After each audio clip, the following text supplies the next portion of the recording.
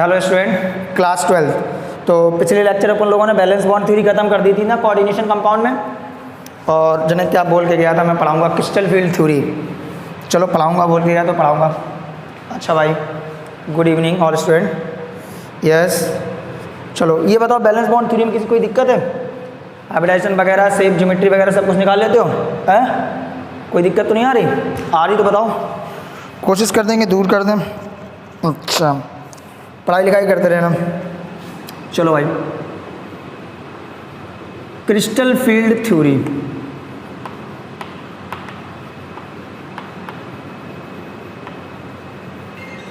Crystal field theory में क्या है? क्रिस्टल फील्ड थ्योरी में क्या है आपके? क्रिस्टल फील्ड थ्योरी में आपके सबसे पहले मैं आपको बताऊंगा, एक्चुअली बैलेंस बॉन्ड थ्योरी क्या कहती थी कि सेंट्रल मेटल और लिगांड के बीच में आपके पाया जाता है coordinate bond. Valence bond theory ने ये बोला था कि between the central metal and ligand coordinate bond are present. ठीक, अच्छा, लेकिन क्रिस्टल फील्ड थ्योरी कहती है कि ऐसा कुछ नहीं है। क्रिस्टल फील्ड थ्योरी कहती है, एक मिनट, क्रिस्टल फील्ड थ्योरी पढ़ने से पहले मैं कुछ आपको बताना पड़ेगा। एक्चुअली मुझे पता है आप लोग काफ़ी होशियार स्टूडेंट हैं, मैं भूल गया था, सॉरी। क्रिस्टल फील्ड थ्योरी पढ़ने से पहले हम कुछ सीखेंगे। ये सेंट्रल मेटल होती है और सेंट्रल मेटल की ये डी सबसेल होती है। डी सबसेल में आपके 5 ऑर्बिटल होती हैं जिनके नाम होते हैं D X Y, D Y Z, D Z X और D X square dash Y square और ये डी जेड स्क्वायर। ये 5 ऑर्बिटल होती हैं। इनकी पहले हम लोग स्ट्रक्चर सीखेंगे क्योंकि सारी कहानी तो इनके स्ट्रक्चर से रिलेटेड है। ये देखो, ये मालूम है क्या है? ये डिब्बा, ये एक और डिब्बा, ये डिब्बे के खंड, ये हो गया टनाटन। ये देखो, this is X axis, Y axis और ये जेड एक्सिस। मैं इन ऑर्बिटल्स के स्ट्रक्चर बनाऊंगा क्योंकि जब ऑर्बिटल्स के स्ट्रक्चर बनाने आपको आएंगे तभी आप क्रिस्टल फील्ड थ्योरी पढ़ पाओगे। ठीक है, देखो भाई, सबसे पहले पहली orbital D X Y. D X by में क्या है sir? This is X axis and this is Y axis. जो डी एक्स बाई ऑर्बिटल होती है ये आपके एक्स एक्सिस और बाई एक्सिस के बीच में होती है। ये लोकेशन आपको याद कर लो क्योंकि तभी आपको क्रिस्टल फील्ड थ्योरी समझ में आएगी। अच्छा, इसके बाद दूसरी कौन सी है? D Y Z. D Y Z orbital कहाँ होती है sir? This is Y axis and this is Z axis. जो डी बाई जेड होती है वो बाई एक्सिस और जेड एक्सिस के बीच में होती है। अच्छा, तीसरी है D Z x. This is X axis and this Z axis. तो जो डी जेड एक्स होती है वो जेड एक्सिस और एक्स एक्सिस के बीच में होती है। 4th नंबर पे है D X square dash Y square. This is X axis, this is Y axis, X axis Y axis.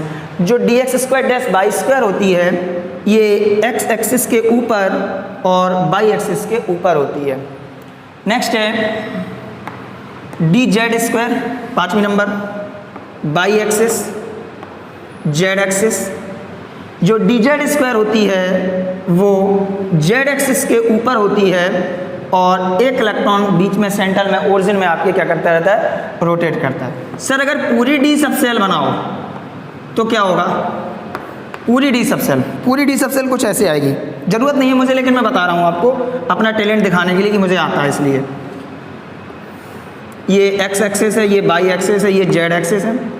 तो 3 ऑर्बिटल तो एक्सिस के बीच में और 2 ऑर्बिटल एक्सिस के ऊपर। तो तुम नहीं समझ पाओगे कि ये ऑर्बिटल कहाँ है, ये ऑर्बिटल कहाँ है, तुम नहीं समझ पाओगे। लेकिन इलेक्ट्रॉन देखो कितने ईमानदार होते हैं, वो अपनी इच्छा से, अपनी औकात के हिसाब से, अपनी एनर्जी के हिसाब से अपना सेटलमेंट कर लेते हैं और जिसको जहाँ जाना होता है वहाँ चले जाते हैं। तो ये सेंट्रल मेटल में डी सबसेल होती है और डी सबसेल में आपकी डी ऑर्बिटल्स होती हैं और डी ऑर्बिटल्स की आपके सामने स्ट्रक्चर है। क्योंकि बिना स्ट्रक्चर के डी ऑर्बिटल्स की स्ट्रक्चर के क्रिस्टल फील्ड थ्योरी पढ़ ही नहीं सकते हैं। बात समझ रहे हो? तो पहले इसको एक क्लिक मारो जल्दी से। चलिए जल्दी देखिए,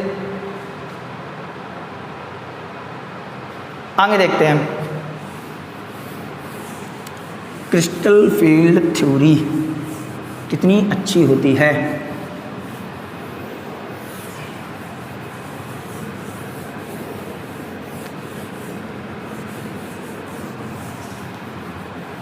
सर देखिए,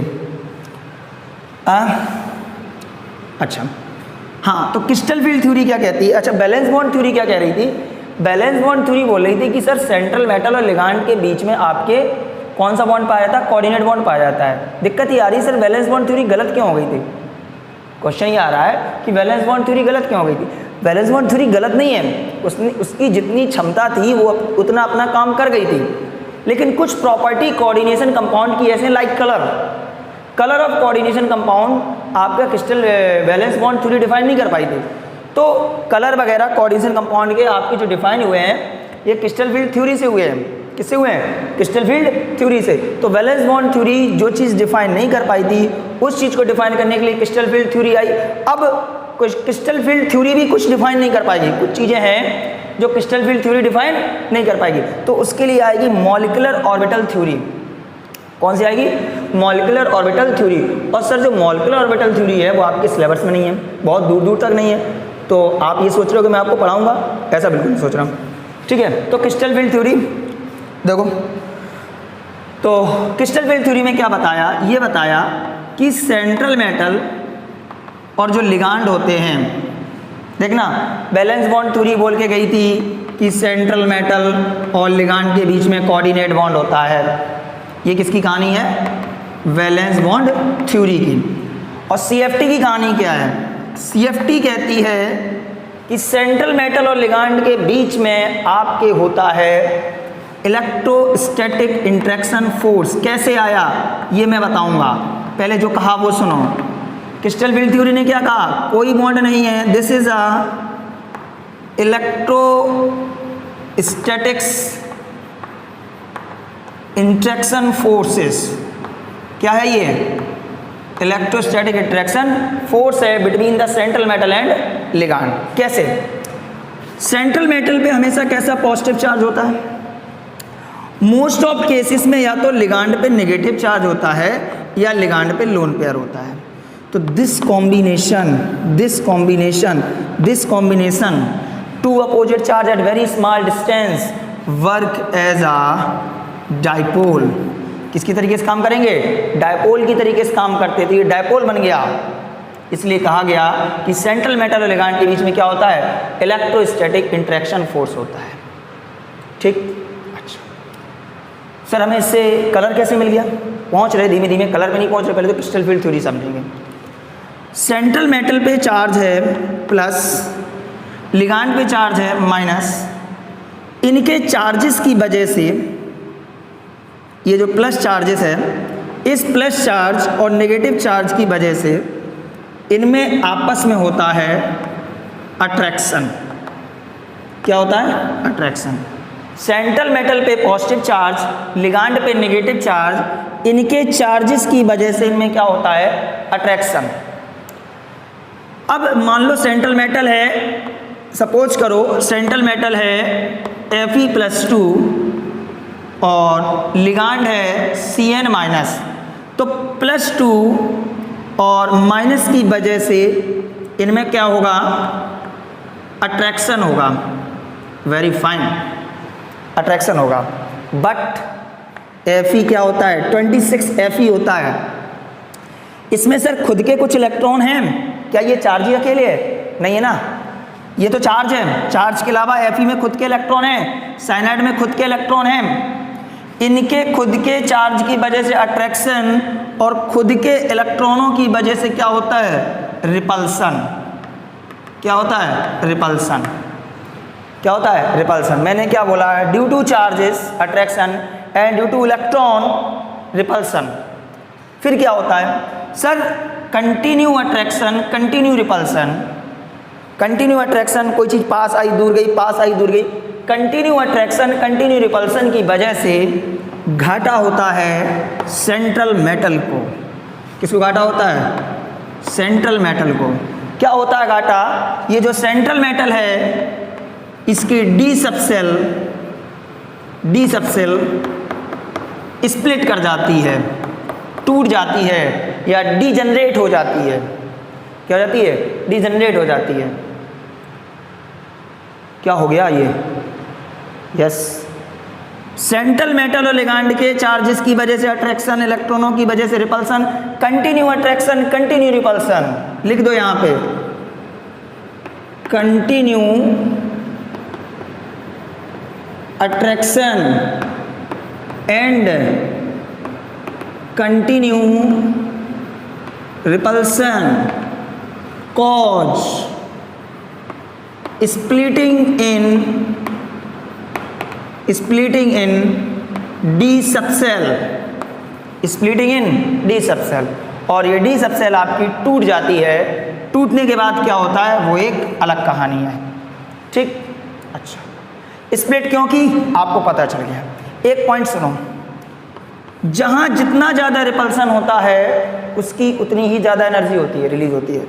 मोर repulsion more energy, less repulsion less energy. यहाँ एक पॉइंट लिखेंगे जानकारी के लिए, जनरल नॉलेज के लिए है, सिर्फ सीखो या ना सीखो, लेकिन फिजिक्स में भी आपने सुना होगा more repulsion more energy, no repulsion no energy. More repulsion more energy, less repulsion less energy. ठीक है, तो कुल मिला के चार्जेस की वजह से रिपल्सन वगैरह जो भी अट्रैक्शन वगैरह आया उसकी वजह से बिगड़ा किसका? डी सबसेल का। और डी सबसेल की जो सेंट्रल मेटल की जो डी सबसेल है वो डी सबसेल स्प्लिट कर गई। ये स्प्लिटिंग होती है दो तरीके से। चलिए देखते हैं आगे, पहले इसको नोट करिए एक सेकंड में।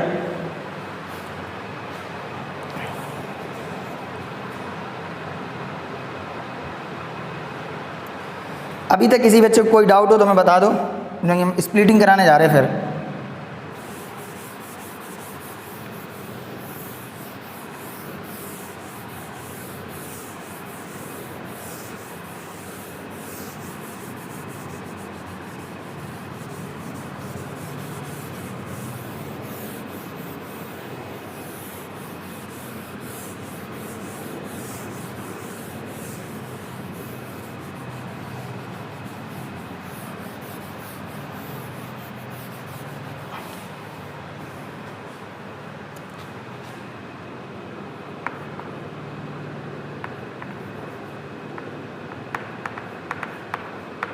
Splitting in D subcell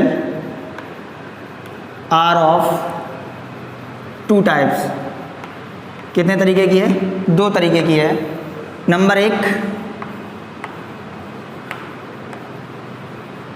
octahedral splitting, और नंबर दो, टेट्राहेड्रल स्प्लिटिंग। Tetrahedral splitting. तो splitting in D subshell is two types, octahedral splitting and tetrahedral splitting. First of all, we discussion about the splitting in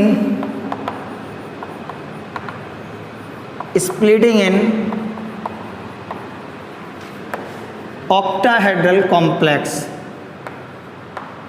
octahedral complex, जब आपका octahedral complex होगा तो splitting क्या होगी? Octahedral complex का मतलब है हाइब्रिडाइजेशन sp3d2 और d2sp3 हाइब्रिडाइजेशन, इनमें हम स्प्लिटिंग करा रहे हैं। वेरी इजी है, ध्यान से देखो, 100% समझ में आएगा, ध्यान से देखना पड़ेगा बस।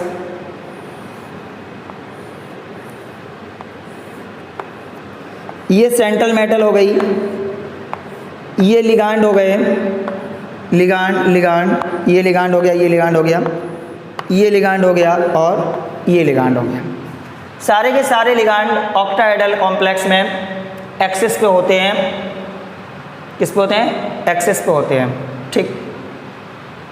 अब कोई भी सेंट्रल मेटल है उसकी डी सबसेल स्प्लिट कर रही है और वो डी सबसेल में कौन सा हाइब्रिडाइजेशन शो कर रही है, sp3d2 और d2sp3। तो ये स्प्लिटिंग किस तरीके से होगी, ध्यान से सुनो जरा। ये मैंने डी सबसेल बनाई, थोड़ी नीचे बना लूँ, कोई दिक्कत आ रही। ये मैंने डी सबसेल बनाई और ये डी सबसेल आपकी बन गई। ये डी सबसेल में dx by dy Z D Z x dx square dash Y square और dz स्क्वायर। सबसे पहले क्या होगा, आपको पता है कि सेंट्रल मेटल और लिगांड के सेंट्रल मेटल पे चार्ज और लिगांड पे चार्ज की वजह से आपस में अट्रैक्शन, सेंट्रल मेटल के इलेक्ट्रॉन लिगांड के इलेक्ट्रॉन इनकी वजह से repulsion, continue attraction continue repulsion. This D subshell पहले जाती है हाइपोथेटिकल एनर्जी लेवल पे, ऐसा हम लोग सोचते हैं, डायरेक्टली टूट जाती है। सबसे पहले जाती है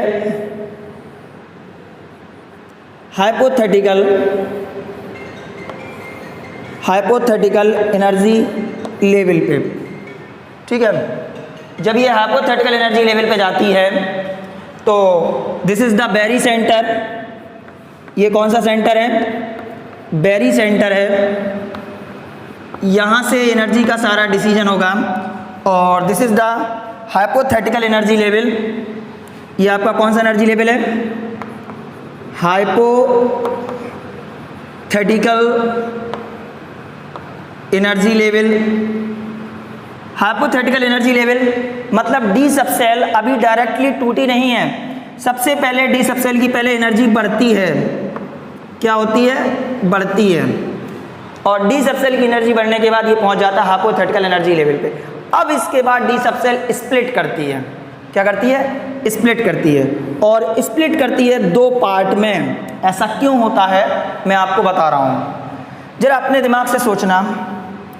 ये जो तीन सबसेल हैं dx by dy Z and dz x, इनकी पोजीशन मैंने आपको क्या बताई थी अभी तुरंत, थोड़ी देर पहले मैंने आपको इनकी पोजीशन बताई थी between the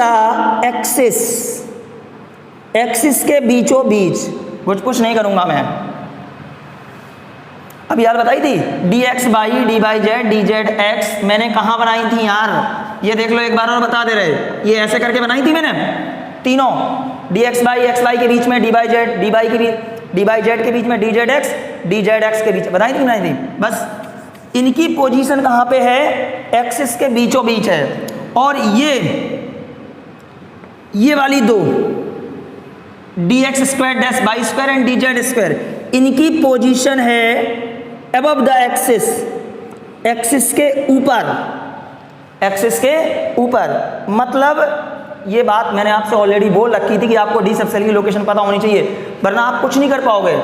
because it's crystal field splitting theory, it's not a definition of फलाना एंड ढिकाना।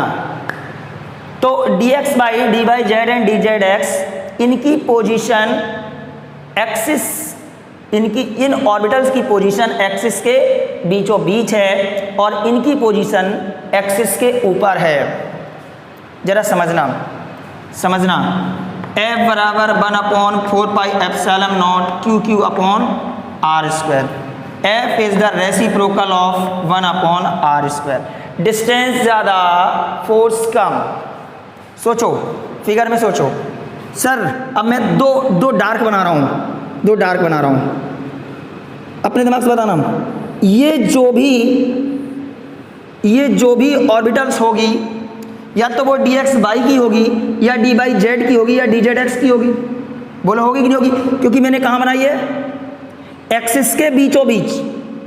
बनाई नहीं बनाई, अच्छा ऐसी हर जगह होगी क्योंकि तमाम है, तीन है। अच्छा, और ये जो भी होगी, ये वाली, ये कौन सी होगी, या तो sir dx square dash Y square की होगी या dz स्क्वायर की होगी, क्योंकि इन्हीं दो की ऑर्बिटल्स के ऊपर पाई जाती है। सॉरी, यही दो ऑर्बिटल एक्सिस के ऊपर पाई जाती हैं और ये तीन कहाँ पाई जाती हैं, एक्सिस के बीच में। अब अपने दिमाग से सोचो, ये लिगांड कहाँ पे है, लाइगेंड कहाँ पे, एक्सिस पे। ये इसके लिए पास में है कि इसके लिए पास में है। सर जो ऑर्बिटल एक्सिस के ऊपर हैं, लिगांड उनके लिए पास में है, लिगांड उनके लिए पास में है, तो उनके लिए फोर्स ज़्यादा होगा। इसका मतलब इनका रिपल्सन फोर्स ज़्यादा होगा और इसके लिए रिपल्सन कम होगा। बुझ गया, कुछ नहीं आया। सुनो, dx by D Y Z D Z x, ये 3 ऑर्बिटल हैं एक्सिस के बीच में, ठीक। और dx square dash Y square ये है एक्सिस के ऊपर, लिगेंड कहाँ पे है? एक्सिस पर। भाई ये लिगेंड आपका इस ऑर्बिटल के लिए पास में होगा कि इसके लिए पास में होगा? सर इसके लिए पास में होगा। जिसके लिए पास में ज़्यादा होगा उसके लिए फोर्स ज़्यादा होगा, मतलब रिपल्सन फोर्स ज़्यादा होगा। मतलब इन दो ऑर्बिटल, ध्यान से सुनना, इन दो ऑर्बिटल की पोजीशन एक्सिस के ऊपर है, इन दो ऑर्बिटल की पोजीशन एक्सिस के ऊपर है। जब ये एक्सिस के ऊपर हैं तो लिगेंड इनके ज़्यादा पास में होंगे, लिगेंड जब इनके ज़्यादा पास में होंगे तो इनमें फोर्स ज़्यादा होगा, फोर्स ज़्यादा होगा मतलब इनमें रिपल्सन ज़्यादा होगा, और इनमें जब रिपल्सन ज़्यादा होगा तो डेफिनेटली इनमें एनर्जी क्या होगी? ज़्यादा होगी। नहीं समझ में आई है? तो ये दो किसकी हो गई? मोर एनर्जी की हो गई। भाई इससे अच्छा कोई बता नहीं पाएगा, सॉरी। अच्छा, ये तीन, इन तीन की पोजीशन एक्सिस के बीच में है, तो ये लिगेंड से दूर हो गई, दूर हो गई तो फोर्स कम हो गया, फोर्स कम हो गया तो रिपल्सन कम हो गया, रिपल्सन कम हो गया तो एनर्जी कम हो गई। तो ये तीन आपकी किसकी हो गई?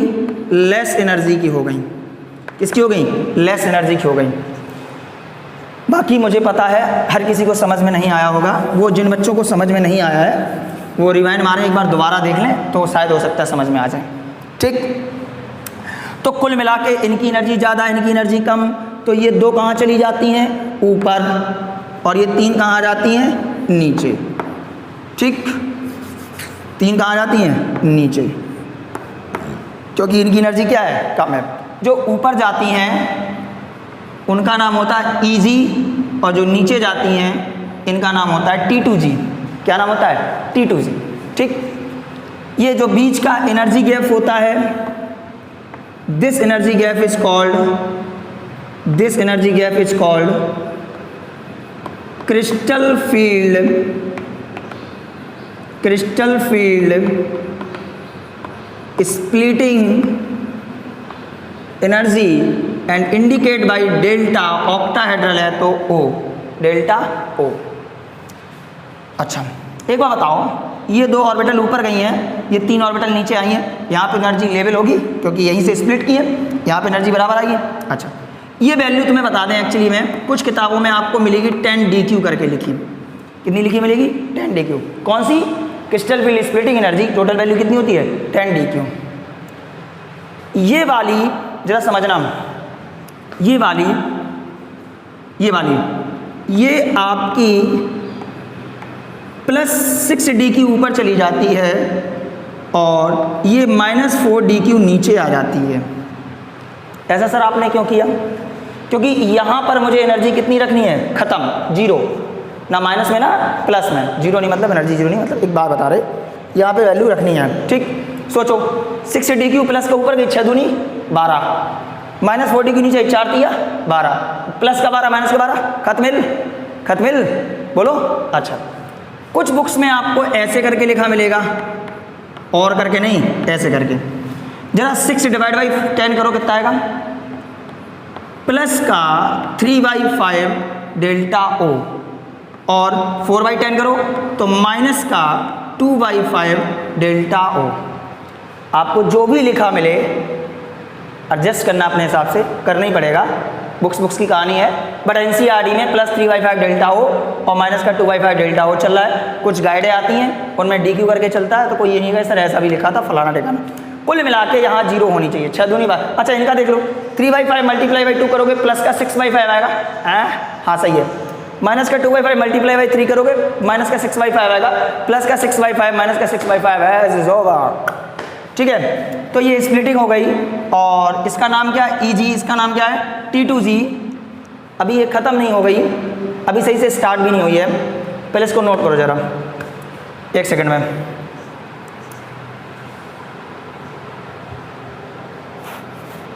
चलिए आगे देखो,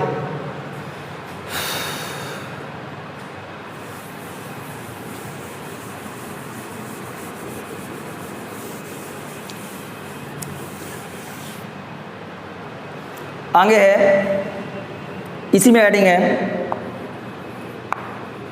calculation of crystal field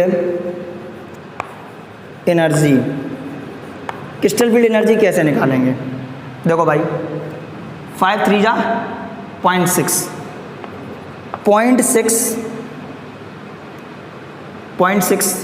into x plus minus का 0.4 इंटू वाई, ब्रैकेट लगाया, delta O. This is the crystal field splitting energy. X क्या है? Number of E G electron. Y क्या है?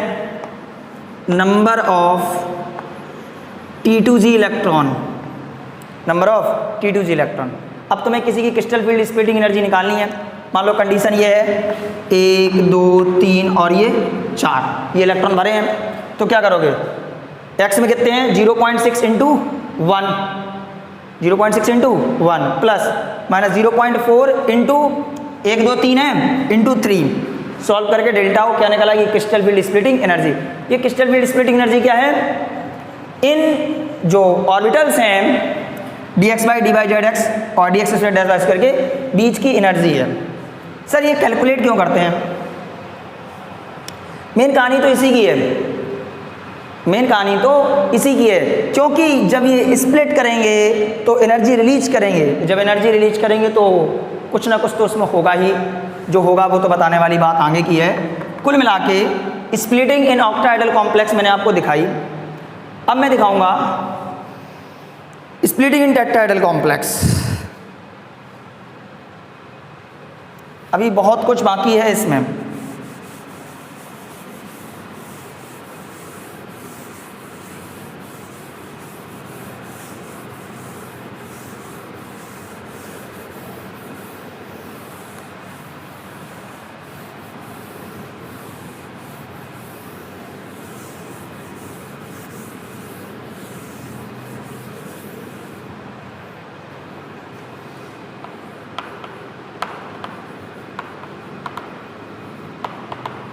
splitting in tetrahedral complex। Tetrahedral complex में splitting कैसे होगी?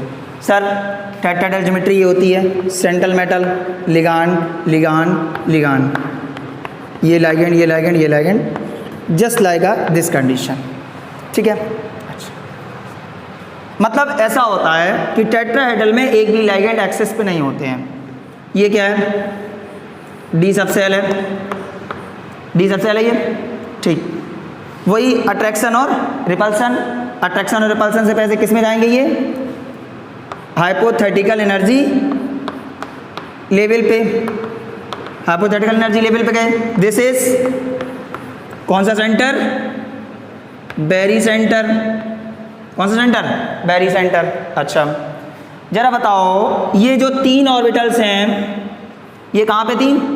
Axis के बीच में, और ये दो कहाँ थी? एक्सिस के ऊपर। अभी यार बताया था, ये 3 एक्सिस के बीच में, ये 2 एक्सिस के ऊपर। टेट्राहेड्रल में एक भी लिगांड आपके एक्सिस पे नहीं होते हैं, एक भी लिगांड एक्सिस पे नहीं होते हैं। किसमें? टेट्राहेड्रल में। अच्छा टेट्राहेड्रल में जब एक भी लिगैंड एक्सिस पे नहीं होते हैं तो सर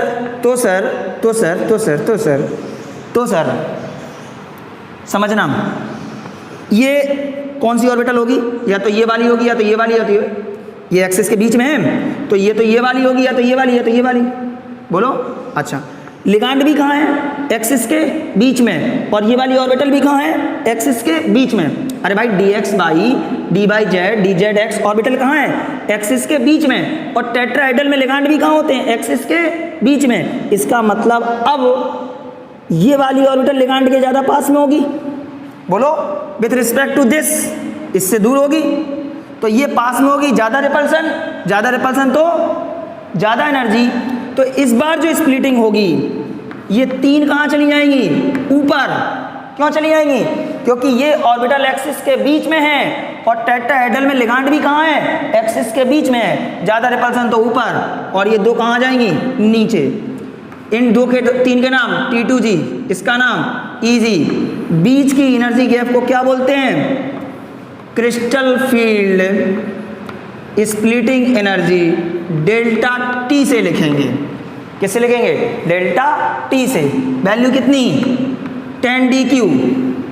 अगर डिवाइड करो तो दिस इज +4 dQ ऊपर, दिस इज -6 dQ नीचे। 4 तिया 12, 6 दूनी 12। अगर वैसे लिखना है तो 4/10 2/5 डेल्टा T माइनस का 3/5 डेल्टा T, -3/5 2 × 2 माइनस का 6/5 माइनस का प्लस का 2/5 × 3 प्लस का 6/5। खत्म हो गया? ठीक, कोई दिक्कत? तो इसमें आपकी ये 3 ज़्यादा ऊपर चली जाती हैं और ये 2 नीचे आ जाती हैं। This is T2G and this is the EG। अब बात करेंगे इसी क्रिस्टल फील्ड स्प्लिटिंग एनर्जी की। तो क्रिस्टल फील्ड स्प्लिटिंग एनर्जी क्या होगी? CFSE बराबर 0.4 × x माइनस का 0.6 × बाई क्या हो जाएगा? Delta T। x क्या है? Number of T2G electron, by क्या है? Number of EG electron. क्या है? Number of EG electron. x क्या है? Number of T2G electron. मान लो इलेक्ट्रॉनिक कन्फिगरेशन आया 1 2 3 और ये 4, ये आया, तो 0.4 इंटू T2G में कितने इलेक्ट्रॉन है? 1। 0.4 इंटू x प्लस माइनस का 0.6 इंटू कितने हैं? 2। तो सॉल्व करके यहाँ से निकाल लोगे डेल्टा T। बात समझ में आई? अच्छा, एक काम की बात सुनो जरा, इसको नोट कर लो 1 सेकंड में। काम की बात सुनो, जब कोऑर्डिनेशन नंबर 6 था और जब कोऑर्डिनेशन नंबर 4 था, तो इसमें D2sp3 और इसमें sp3, ये हाइब्रिडाइजेशन था। इसमें लिगांड कितने थे? इसमें लाइगेंड थे 6, इसमें लाइगेंड कितने थे? 4। बोलो, इसमें लाइगेंड 6 थे, इसमें लाइगेंड कितने थे? 4। कोई दिक्कत? जरा बताओ, जितने ज़्यादा लिगांड होंगे उतना ही ज़्यादा रिपल्सन होगा, जितने ज़्यादा लिगैंड होंगे उतनी ज़्यादा रिपल्सन होगा। मोर लिगैंड मोर रिपल्सन। तो देखो ये क्या है? Crystal field splitting energy of octahedral. ये क्या है? Crystal field splitting energy of tetrahedral. इनमें रिलेशन क्या होता है पता है? टेट्राहेड्रल में लिगैंड कम है तो इसकी क्रिस्टल फील्ड स्प्लिटिंग एनर्जी कम होगी। बोलो, इसमें लिगैंड कम है तो इसकी क्रिस्टल फील्ड स्प्लिटिंग एनर्जी क्या होगी? कम होगी। पता कितनी कम होती है? आधे से भी कम होती है। मतलब 4/9 of delta O equal to delta T। हमने क्या बोला कि कोऑर्डिनेशन नंबर 6 में लिगैंड 6 होंगे, 6 लिगैंड ज़्यादा रिपल्सन करेंगे तो ये एनर्जी ज़्यादा होगी, क्रिस्टल फील्ड स्प्लिटिंग एनर्जी। और 4 लिगैंड कम रिपल्सन करेंगे तो एनर्जी क्या होगी? कम होगी। तो ऑक्टाहेड्रल की क्या थी? डेल्टा O, इसकी क्या है? Delta T। तो किसकी ज़्यादा होगी? ऑक्टाहेड्रल की ज़्यादा होगी। कितनी? डेल्टा T से, मतलब डेल्टा T मतलब टेट्राहेड्रल की कम होती कितनी? डेल्टा O से आधे से भी कम। तो 4/9 डेल्टा O डेल्टा T। अभी मैंने आपको स्प्लिटिंग बताई है। अब क्रिस्टल फील्ड थ्योरी की मेन कहानी है पेयरिंग कैसे होती है। याद करो वो दिन मैं ऐसे करके बना देता था और यहाँ से इलेक्ट्रॉन उठा के यहाँ ला लेता था। ऐसा क्यों होता था? कोऑर्डिनेशन कंपाउंड कलर क्यों शो करते हैं? अभी तो मैंने सिर्फ आपको स्प्लिट करके ये दिखाया है कि इनकी एनर्जी गैप क्या होती है, ये T2G क्या होते हैं, ये EG क्या होते हैं। अभी मैंने आपको काम तो बताया ही नहीं क्रिस्टल फील्ड थ्योरी का। जो इसका मेन काम है वो अगले लेक्चर में है। बात समझ आई? इसको नोट कर लो, इतना ही काफ़ी आज के लिए। Thank you, good night.